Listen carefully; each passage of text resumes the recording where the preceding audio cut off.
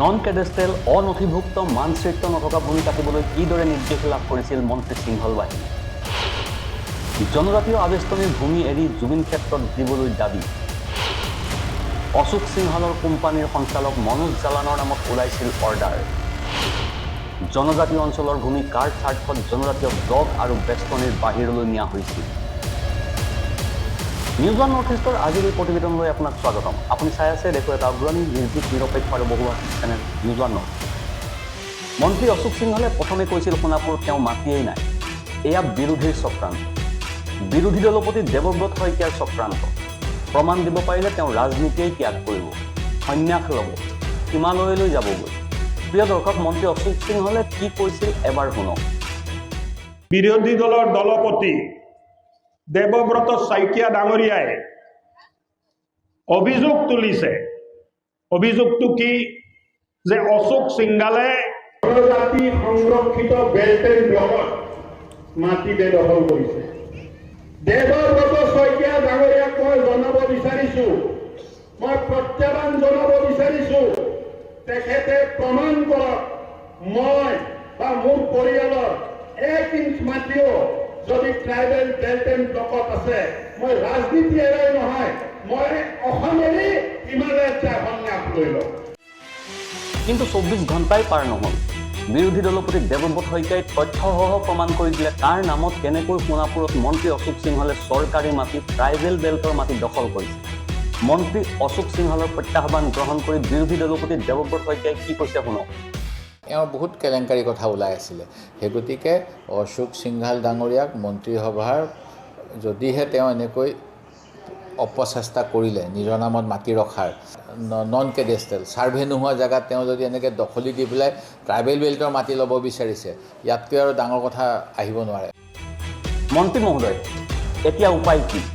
আপুনি ৰাজনীতি ত্যাগ কৰিবনে, সন্ন্যাস ল'বনে? আপোনাৰ জীয়া ফাঁকিবোৰ ৰাইজে ভালদৰে বুজি উঠিছে। মন্ত্ৰী মহোদয়, আপুনিনো ক'ত ৰাজনীতি ত্যাগ কৰিব, ক'তনো সন্ন্যাস ল'ব, ক'তনো আপুনি হিমালয়লৈ যাব? কিন্তু মনত ৰাখিব মন্ত্ৰী মহোদয়, আপুনি ৰাজনীতি ত্যাগ নকৰিলেও ৰাইজে কিন্তু এইবাৰ ত্যাগ কৰিব আপোনাক। সোণাপুৰত জুবিন ক্ষেত্ৰৰ সমীপৰ ভূমি অতি নিকৃষ্ট কৌশলেৰে মন্ত্ৰী অশোক সিংহল বাহিনীয়ে জনজাতীয় আবেষ্টনীৰ বাহিৰলৈ নিয়াৰ গুৰুতৰ অভিযোগ উত্থাপন হৈছে। জৰীপ নোহোৱা, মানচিত্ৰ নথকা জনজাতীয় অধ্যুষিত অঞ্চলৰ ভূমি খননৰ অনুমোদন কিদৰে লাভ কৰিছিল মন্ত্ৰী সিংহল কোম্পানীৰ সঞ্চালক মনোজ জালান।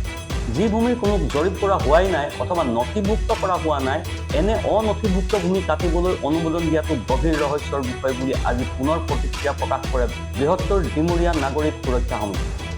সোণাপুৰস্থিত জুবিন গাৰ্গৰ সমাধিক্ষেত্ৰৰ সমীপৰ বৃহৎ পৰিমাণৰ খালী ভূমি অসম চৰকাৰৰ মন্ত্ৰী অশোক সিংহলৰ নামত থকাৰ তথ্য উন্মোচিত হোৱাৰ পাছত অব্যাহত আছে প্ৰতিক্ৰিয়া। মন্ত্ৰী সিংহলক স্থিতি স্পষ্ট কৰিবলৈ দাবী জনাই পুনৰ প্ৰতিক্ৰিয়া প্ৰকাশ কৰে বৃহত্তৰ ডিমৰীয়া নাগৰিক সুৰক্ষা সমিতি। কমিটিৰ সম্পাদক ৰাজু তাঁতীয়ে আজি মন্ত্ৰী সিংহলক প্ৰত্যাহ্বান জনাই কয়, জুবিন গাৰ্গৰ সমাধিৰ পাছফালে থকা 112 নম্বৰ দাগৰ 35 বিঘা 14 লেচা মাটি আছিল নন কেডেষ্ট্ৰেল। কেইদিনমানৰ আগতে এইখিনি কেডেষ্ট্ৰেল কৰা হৈছে, অৰ্থাৎ জৰীপবিহীন মাটি জৰীপ কৰা হৈছে। ইয়াৰ পূৰ্বে মাটিখিনি আছিল চৰকাৰী। এই ভূমিখিনি যিহেতু জনজাতীয় অধ্যুষিত অঞ্চলৰ, সেয়েহে তেওঁলোকে ভূমিখিনি ৰূপান্তৰ কৰোঁতে জনজাতীয় বেষ্টনীৰ অধীনলৈ আনিব লাগিছিল। আমাৰ প্ৰশ্ন হ'ল যে 2023 চনত তেওঁলোকে মনোজ জালান নামৰ মানুহ এজনৰ জৰিয়তে মাটিখিনি কটাৰ নিৰ্দেশ উলিয়াই মাটিখিনি কাটিলে। কেনেকৈ নন কেডেষ্ট্ৰেল মাটি কাটিব পাৰি? আমি জানো যে মনোজ জালান নামৰ মানুহজন অশোক সিংহল বাহিনীৰ এজন গুৰুত্বপূৰ্ণ সদস্য। নন কেডেষ্ট্ৰেল মাটিৰ যিহেতু কোনো মেপ নাথাকে, তেনেস্থলত মেপ নথকা মাটি কাটিবলৈ কিদৰে তেওঁলোকে অনুমোদন পালে, এইটো এটা ৰহস্যজনক বিষয়। তাতেই পুনৰ প্ৰশ্ন কৰে যে তেওঁলোকে কাটিব নোৱাৰা মাটি কাটিবলৈ কিদৰে অৰ্ডাৰ উলিয়াব পাৰিলে, কোনখন নথিৰ অধীনত এই অনুমোদন তেওঁলোকে লাভ কৰিলে। আমি জানো যে 2023 চনত মনোজ জালানৰ নামতে মাটি কটাৰ অৰ্ডাৰ উলিয়াইছে। পৰৱৰ্তী সময়ত মাটিখিনি যেতিয়া কেডেষ্ট্ৰেল হ'ল, অৰ্থাৎ ই নথিভুক্ত হ'ল, তেতিয়া ইয়াক জনজাতীয় বেষ্টনীৰ বাহিৰলৈ নিয়া বুলি আমি জানিব পাৰিম।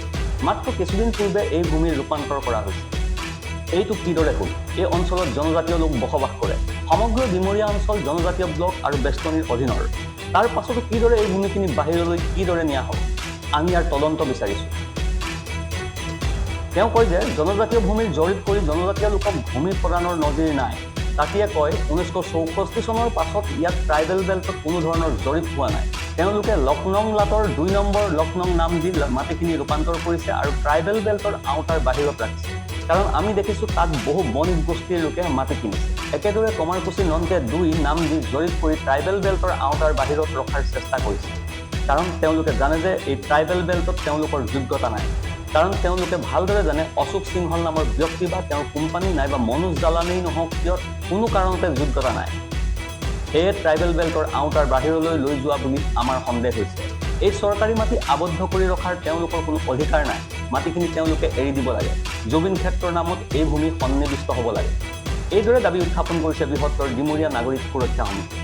অতি কৌশলগতভাৱে বৃহৎ চক্ৰান্তৰে জনজাতীয় আবেষ্টনীৰ বাহিৰলৈ ভূমি হস্তান্তৰৰ তীব্ৰ বিৰোধ কৰিছে সমিতিখনে। Bureau' report, news 1 north east.